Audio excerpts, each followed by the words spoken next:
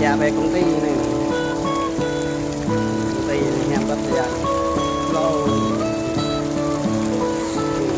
rồi xong ạ. Rất nhiều là thì này công ty chocolate, công ty chocolate shop.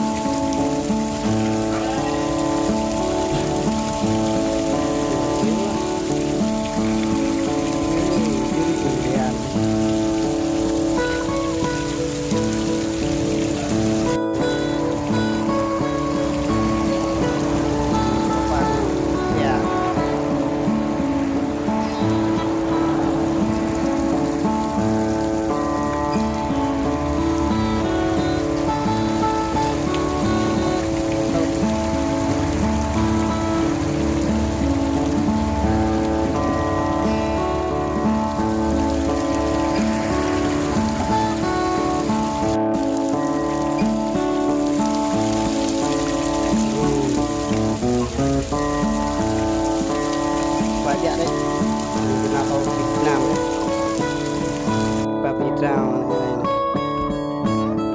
này từ đây thì thể ơi cái này tuy đang thao này, tuy cọ như này là tuy cọ tuy đi ngó ngọ đi nè. Nè nè nè. Nè baby.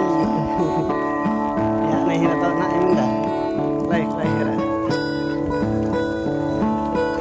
Tập đi cái này.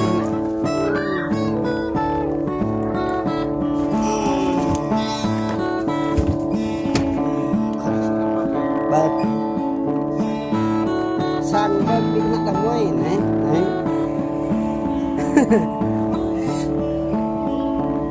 Dạ em ý hả? Còn dạ ta nó đúng không?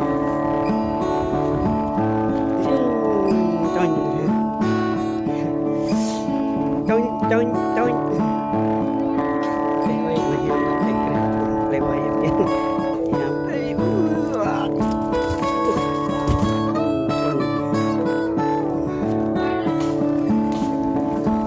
sư đi như này này đẹp mười.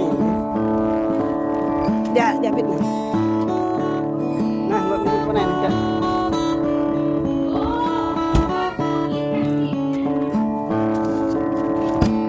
Đây nè, đây.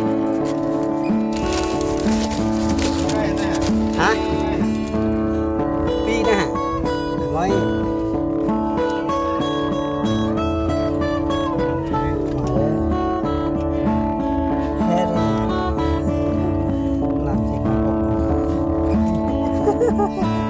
Phim đừng ngoe đúng rồi. Ở đảo, dạ ở đảo. Rồi ta còn làm phim.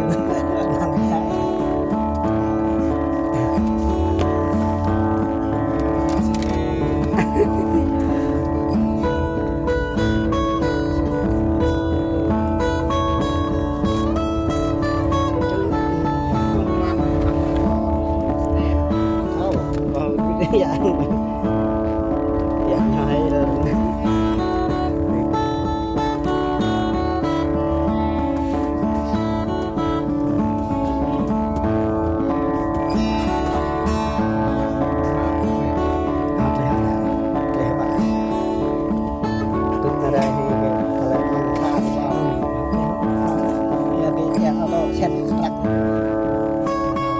Họ bật một đằng này như vậy là cho thua một là bơ như vậy.